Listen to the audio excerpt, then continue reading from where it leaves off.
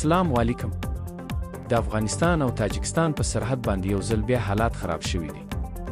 نن د دواړو ملکونو د ځواکونو ترمنځ سخته نښته شوې چې پکې د درنو وسلو استعمال هم شوی دی.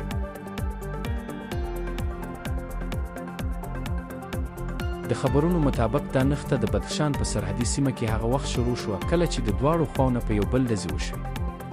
ویل کېږي چې دا نښته د ډېر وخت لپاره روانه وه چې له امله یې په علاقه کې سخته ویره خپره شوې ده. تر اوسه د دواړو طرفونو د نقصان په اړه پوره معلومات نه دي راغلي، خو د بارډر په سر د تاوتریخوالي له وجې د خلکو تګ راتګ ودرول شوی دی. دواړه هیوادونه یو بل ته ګوته نیسي او د پیښې ذمهواري په یو بل اچوي. یاد دې وي چې دا وړومبی ځل نه دی، له دې وړاندې هم په دې بارډر باندې داسې قسمه نښتې شوې دي. د نورو تازه خبرونو لپاره زموږ سره اوسئ.